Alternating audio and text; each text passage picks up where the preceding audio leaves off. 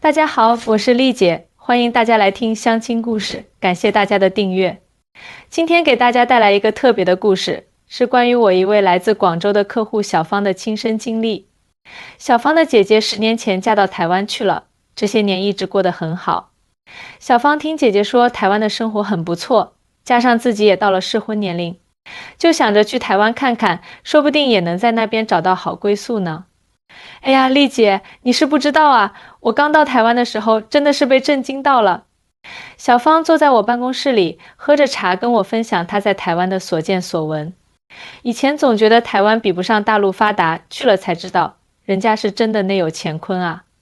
确实，很多大陆同胞对台湾的印象还停留在上个世纪，觉得台湾经济不行，生活水平低，但实际上台湾的生活品质非常高。我问小芳最大的感受是什么，她连连感叹，太多了太多了。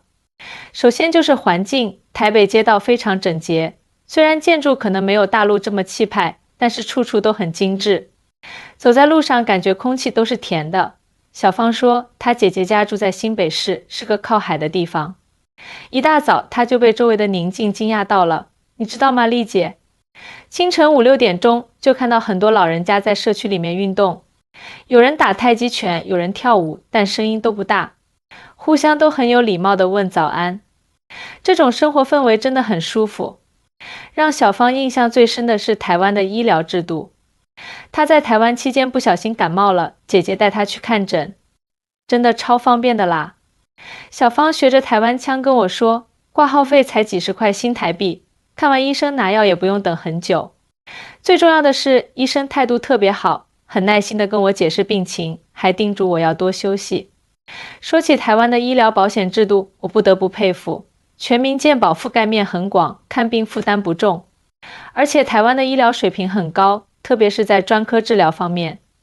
我认识好几个台湾的客户，他们都说从来不担心看病难的问题。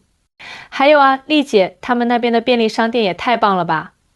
小芳兴奋地说，24小时营业不说，里面的服务简直周到得不得了，可以寄件、缴费、买票，甚至还能处理很多政府业务。最神奇的是，便利商店里的饭团、关东煮都特别好吃，价格也不贵。确实，台湾的便利店文化非常发达，几乎每个街角都能看到71或全家。这些店铺不仅仅是买东西的地方，更是一个便民服务中心。在台湾生活，很多日常事务都能在便利店解决，省时又方便。交通也很便利，捷运准时又干净，公交车司机都很有礼貌。小芳继续说，虽然台北市区的机车很多，但大家都遵守交通规则，不会随意闯红灯或者乱按喇叭。小芳说的没错，台湾人的公德心和秩序意识确实值得称赞。不管是排队还是行车，都很自觉地遵守规则。这种文明素养是需要长期的教育和培养才能形成的。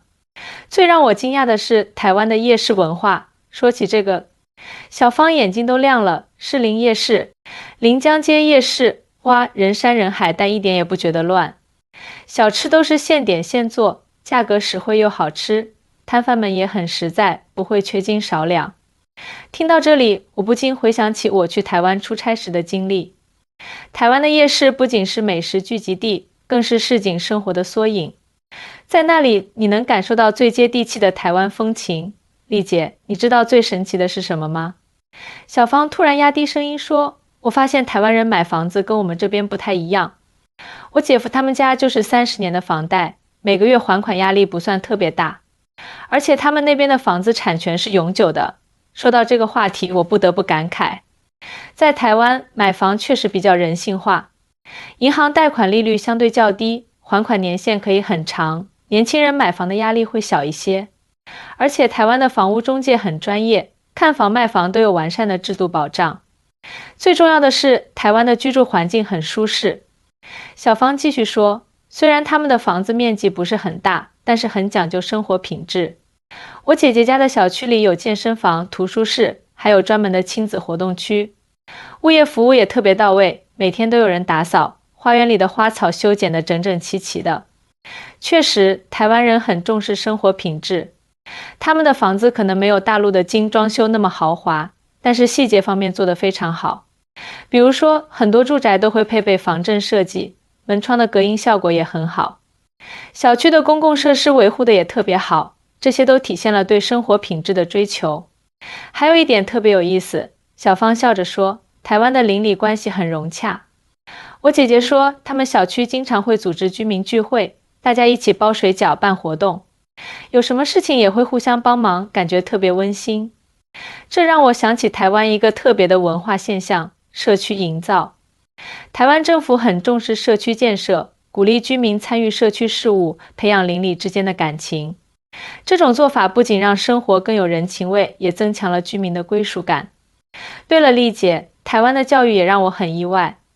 小芳说到自己的侄子侄女，孩子们的课业压力没有大陆这么大，但是学习内容很丰富。学校经常组织户外教学，带孩子们去参观博物馆、美术馆，或者去农场体验生活。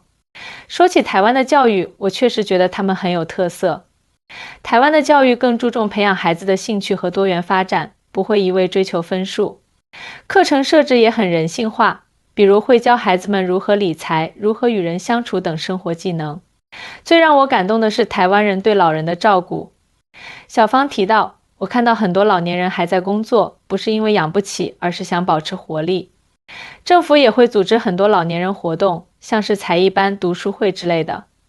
确实，台湾的养老体系做得不错，除了基本的养老保险，还有很多社会福利。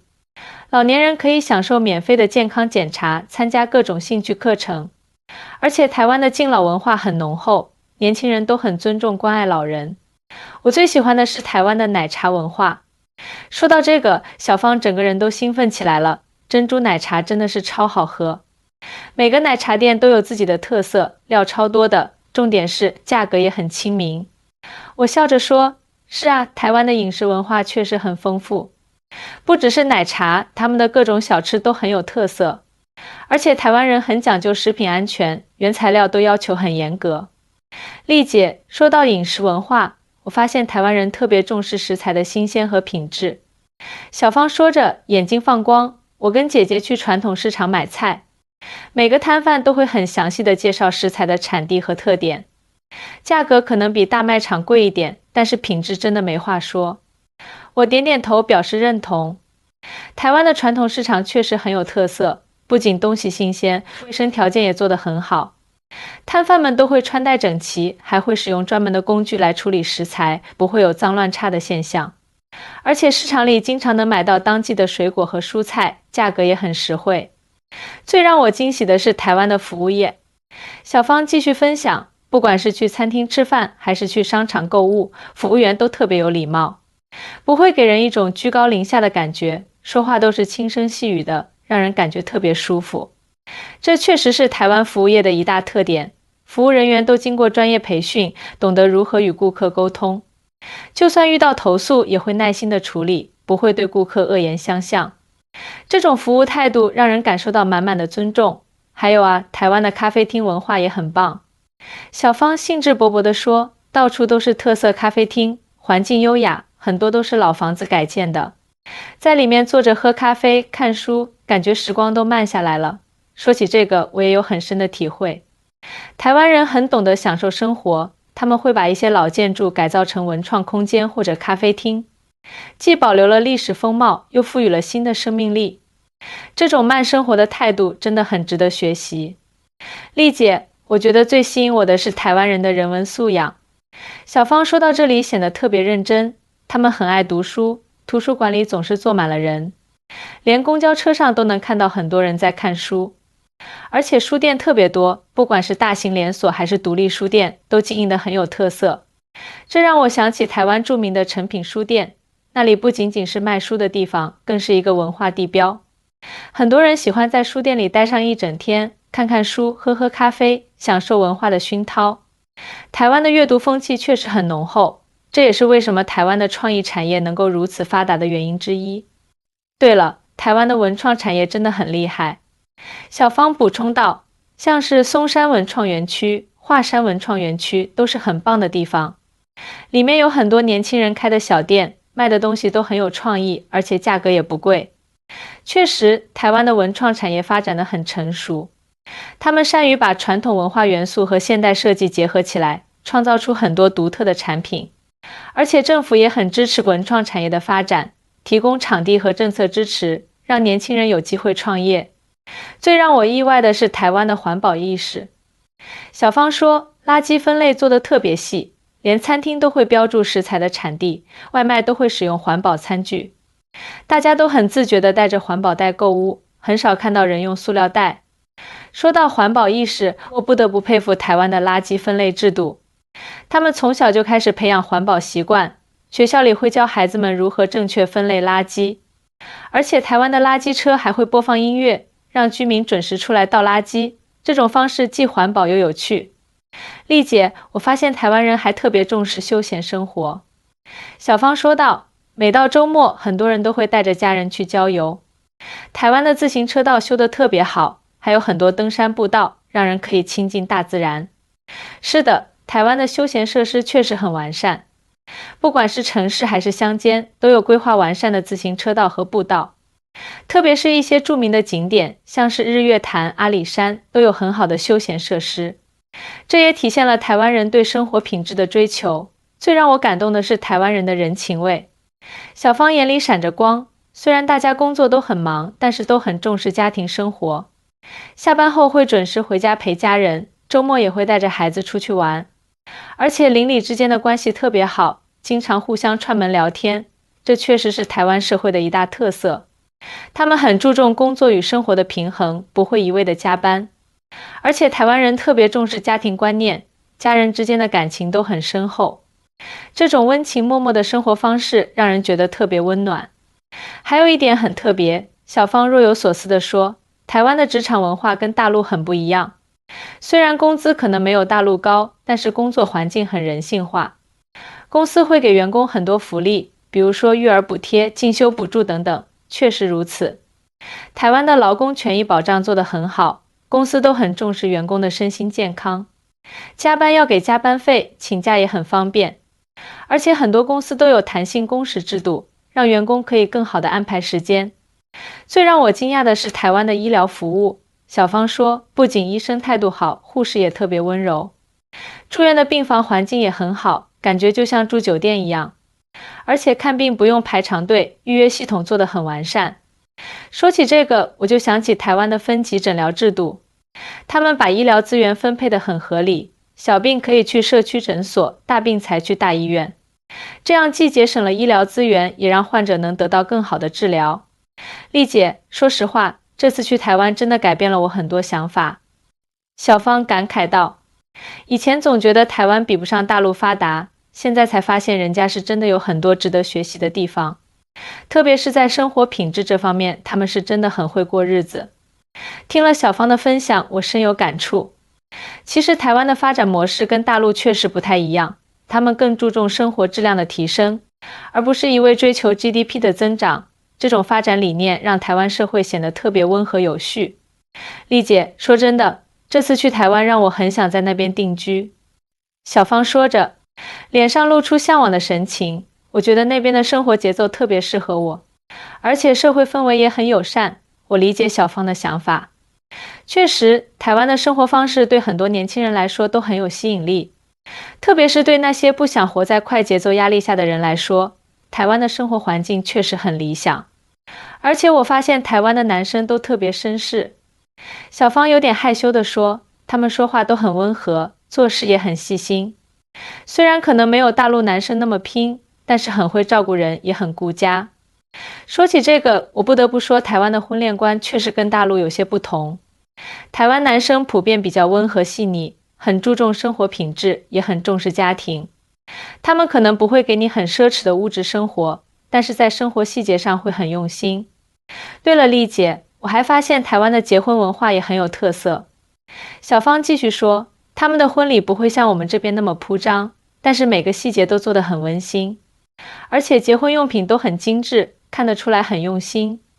我点点头说，是啊，台湾人办婚礼讲究的是温馨和精致，不会搞得太隆重。他们更注重两个家庭之间的融合，而不是单纯的摆阔气。最重要的是，我感觉在台湾生活特别有安全感。小芳说，不管是治安状况还是社会保障，都让人觉得很踏实。虽然工资可能没有大陆高，但是生活质量真的很好。听了小芳的分享，我深有感触。作为一个从事婚恋服务多年的红娘，我见过很多像小芳这样向往台湾生活的年轻人。他们被台湾的生活方式吸引，希望能在那里找到属于自己的幸福。丽姐，我决定了，我要好好考虑找个台湾对象。小芳坚定地说，我觉得在那边的生活方式很适合我，而且我也很喜欢那边的文化氛围。我笑着对小芳说，好啊，我觉得你这个想法很不错。不过还是要提醒你，选择生活方式最重要的是要适合自己。不管是在哪里生活，最关键的是要找到自己真正想要的。